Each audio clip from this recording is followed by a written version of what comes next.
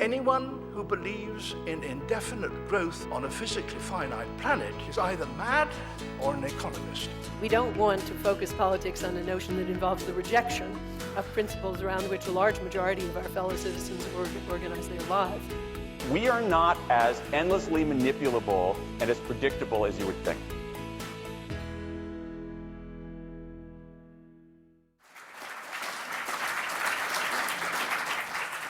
We're here to talk about Jung, Carl Gustav Jung. Monday, the 6th of June, is the 50th anniversary of his death.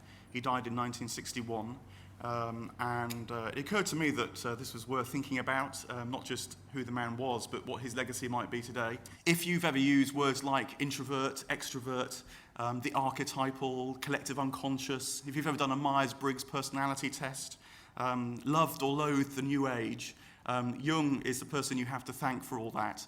These are his words that have become common currency in our culture. If you've ever read his autobiography, Memories, Dreams and Reflections, a rather peculiar book, not really much about anything that happened in the world, all the things that happened in his head, you'll know that he had a troubled childhood. He paints his father as a rather weak character, riven by religious doubts. And he paints his mother as a bit of a split personality.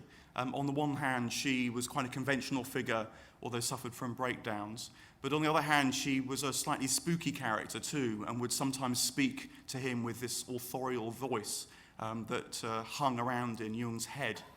When Jung's father died, she said to him, "He left in time for you." And these kind of comments floated around Jung's head as a child. And he developed what he talks about his number one and his number two personality. His number one personality was the child of his times, the child of his parents, not very successful at school really. But underneath that, if you like, was his number two personality, who was a large figure, a sort of timeless figure, in touch with things that weren't just knocking around at the time. And it was in a way, his attempt in life was to try and bring the number one and the number two together and be open to both. He makes a comment about how he's always tried to be open to what comes from his inner life as much as what comes from the outer world. And then in 1906 and 07, first writes and then meets Freud. Very, very seminal moment in his life.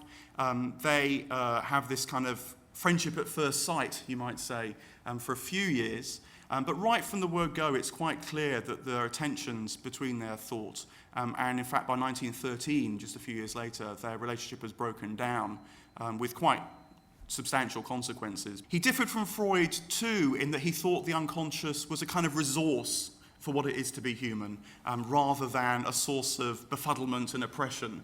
The goal of trying to explore your unconscious is a more rounded humanity, not just trying to deal with the repressed contents of your early life. So he has a forward-looking psychology as much as a backward-looking psychology, and I think that's an important difference between him and Freud.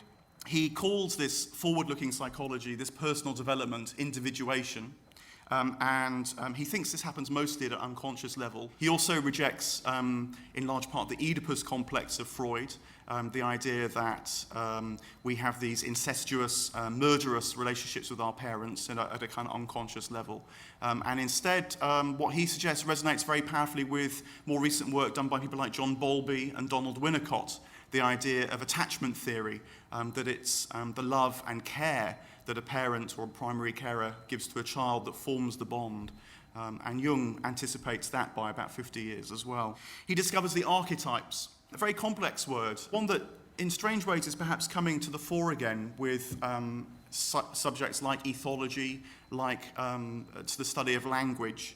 But broadly speaking, you might say that the archetypes are a very sort of deep level that we never have direct access to, but nonetheless the archetypes always manifest themselves. They incarnate in our lives in very real, tangible ways, particular ways. So falling in love, if you like, would be an archetypal experience. It's something that everybody does. It has this kind of objective quality. But nonetheless, it happens to each in a very particular way. You fall in love with someone in particular. He tries to move there beyond just a behavioralist account of things, falling in love as a behavioralist phenomenon, but tries to introduce some notion of intentionality, that we're persons doing this, that there's a certain kind of freedom involved in this, a certain kind of action on our part. And that balance between behavior and intentionality is one I think that modern science is very much trying to grapple with too.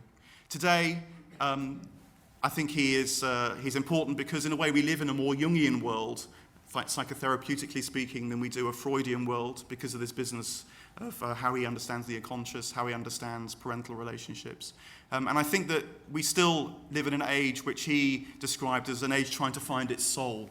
And I'm sure that by his turn to the inner life, this trying to pay attention to what comes from within as well as what happens without is still an important message we're trying to get to grips with 50 years on. So I think of psychotherapy in a very crude way. There's a kind of shallow end and there's a deep end. At one end of psychotherapy, I guess you have the more empirical practices like cognitive behavior therapy, for example, where you're encouraged to look at patterns of behavior and are given quite explicit tasks to perform which might help you overcome them. So if, like me, for example, you have a fear of riding in the underground, your CBT therapist might encourage you actually to essentially go through the process of getting on the train, perhaps with a friend, just going on for one stop the first time, then 2 stops the next time, and at lines at different depths. Towards the other end, then you do have kind of Freudian and Jungian psychoanalysis. In a sense, they're both trying to achieve a similar aim,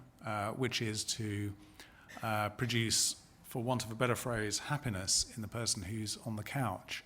But I think there are some interesting differences. If you see a Freudian analyst, what the Freudian analyst will help you do is to work through, and Freud's word for this is literally durcharbeiten, to work through material that's got trapped in your unconscious that needs to be ventilated in some way. So it's about aerating the psychic system in order to resolve the so far unresolved issues that have been locked up there. I think in Jungian psychotherapy, perhaps the goal is somewhat more ambitious in that it's not just a question of removing the kind of psychic detritus, but achieving a kind of integration of the different aspects of your character or persona. So in a certain sense, it's a slightly more ambitious process.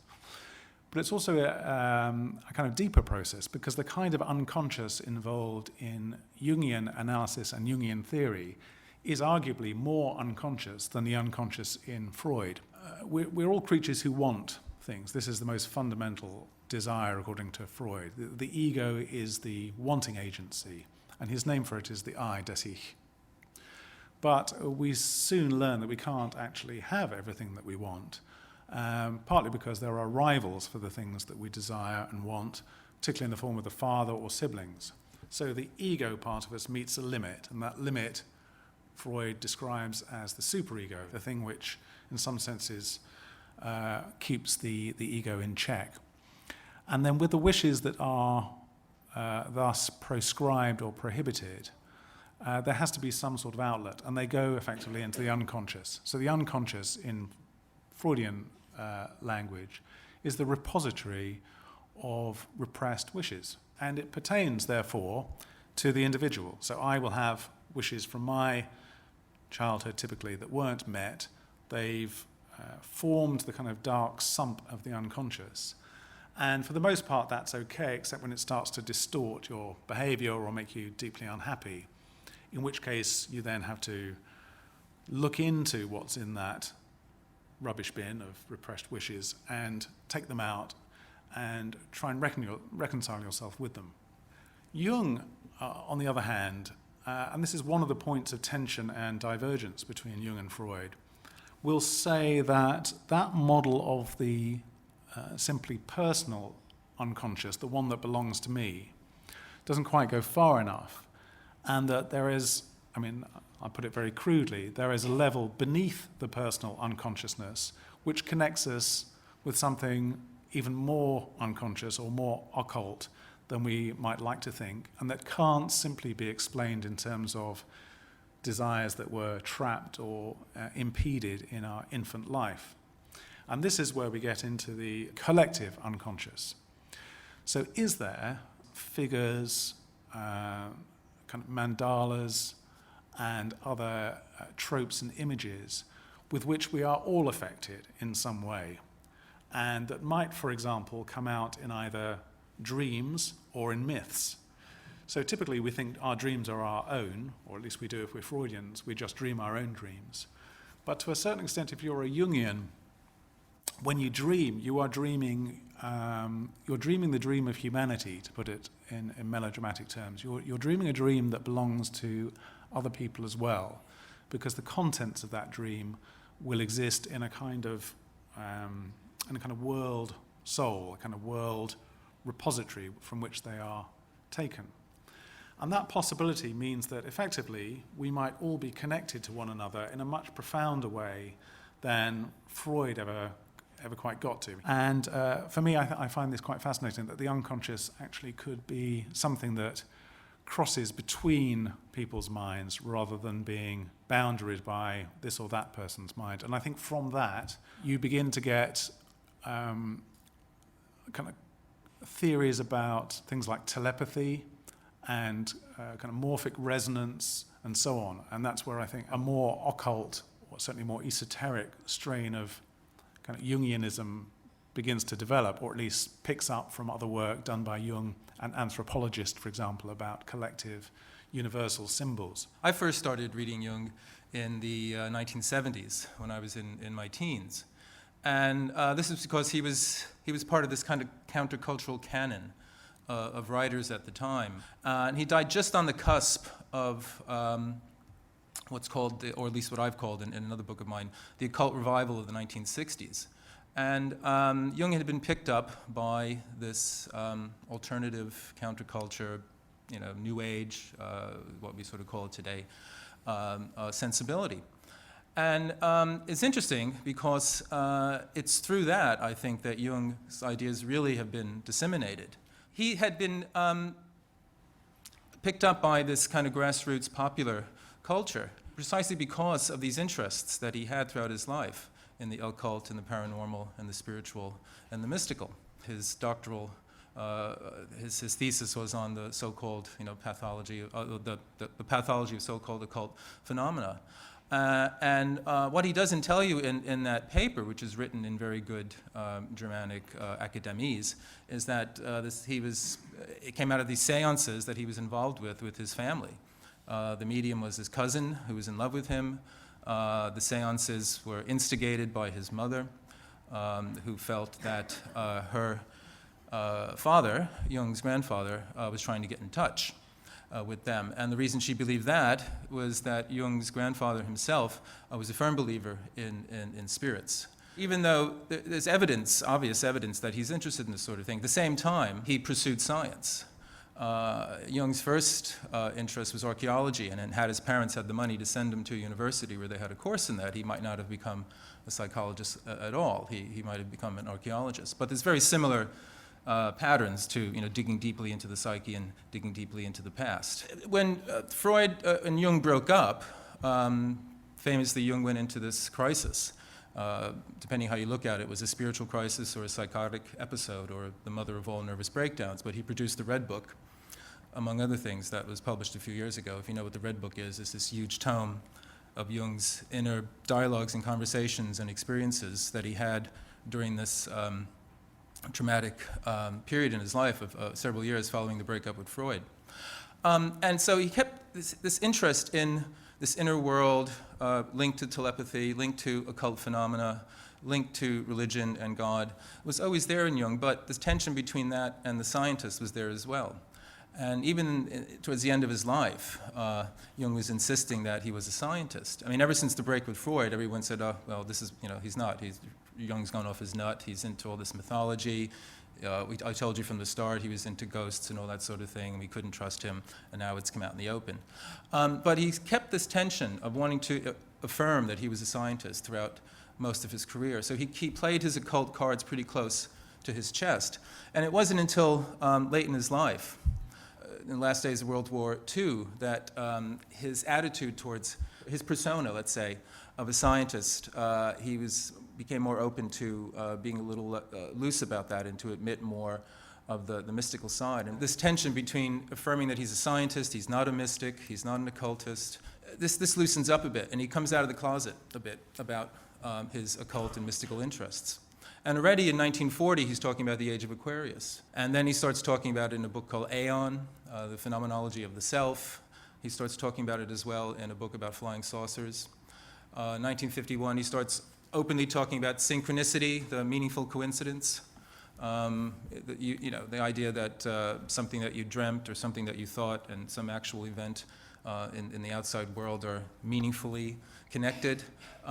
These are all things that Jung had talked about in his books, but they're buried deep inside them. Jung is one of the most brilliant thinkers of the last century, but he's also one of the most clumsy and in many ways in presenting his ideas. And I'm not sure whether he just was a bad writer or whether he had double thoughts about these things and he wanted to kind of, give and take at the same time. There's a labyrinthine quality to Jung's writings that he never quite gets to the point, and you kind of have to infer what he's getting at.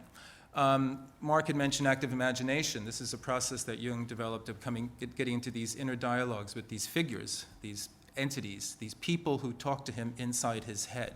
But the most important paper about it, he wrote in 1916 during, he was smack in the middle of this crisis when all this information, all this rich detail and map working of the conscious was going on, and he never published it.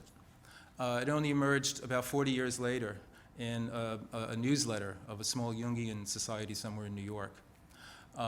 So he had this tendency to sort of hide these sorts of things, just like in his early paper, he didn't own up that, yes, my cousin was the medium, and we'd been going to these seances for a long time, or my mother had been talking to spirits for like years already. He's not in there. He's extracted his sort of personal involvement in that. And this is something he did throughout his career. And I think one reason, it's not the only reason, because I think he had a prudent career sense. I think he was aware that if he came out in the open and talked about how he arrived at many of his ideas by talking to these figures in his head, people would come out and say, well, he's psychotic. They said that anyway, many of them, but many, many more would say it. And this is why he kept the Red Book hidden away for years and years. I try to make this point that in some ways we live in a more Jungian rather than a Freudian world, because we see relationships with parents to do with attachment rather than to do with Oedipal complexes, and because we see life going forwards and the unconscious resourcing that rather than being this troubling thing that pulls us backwards. Do you buy that? I like the phrase that we live in a more Jungian than a Freudian world, and if I were to agree with it, it would be on different grounds, actually. Not because of that sense of going forward or the relationship with the past, but again because of this notion of connectivity. There is a real sense in which we live in a more interconnected world than ever before. And those interconnections don't simply happen at the social, political, or economic level. They also happen at emotional levels and psychological levels too.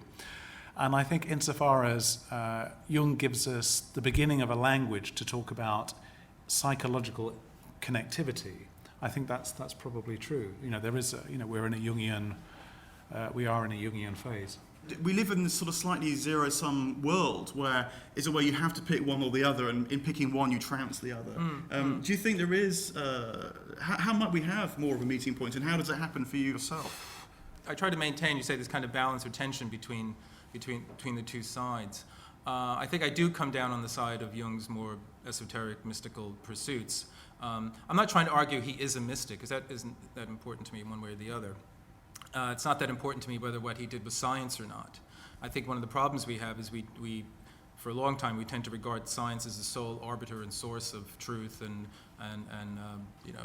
verifiability and so on and so on. And I'm nothing against science, but there's a certain, how should we say it, reductive, I would say, ideology that I would call scientism that would see what Jung is doing as just flaky nuttiness. And while I can understand some of the arguments against that, I think they throw out the baby with the bathwater. Likewise, the other side, the New Agers, mystics, whatever, who completely want to reject the scientific, empirical world and all that, I think they're also throwing out babies in the bathwater. So I think myself, I feel like I've inherited both of these streams in the Western tradition, if you want to put it that way. And the more you look into this, the more you see that it comes from somewhere in the Western tradition already. It goes back to the Renaissance, it goes back to Neo-Platonic philosophies, and actually makes a contribution to the culture. In many ways, it's like the culture is unconscious. If you want to say that the archetypes and the collective unconscious, we don't have direct access to them, but we sort of see their effects. I think in many ways,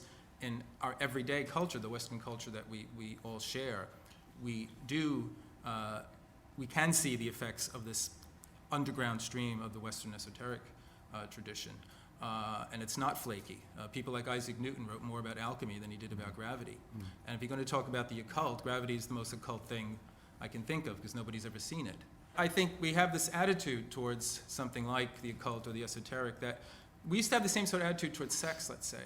Whereas now many people can talk openly about sex. In fact, we're all encouraged to do that, right? And to not be in denial and to be frank about all this stuff. But we still have this kind of feeling about the occult. It all has what I call the X-Files effect. There's the woo-woo factor comes in every time you start to talk about it. And either you have to be completely dismissive of it, or you're, kind of a flake. My sense of where science is at the moment, there may be scientists in the audience, is in fact that it's precisely the limits of cognitive reason and rationality that are being encountered now.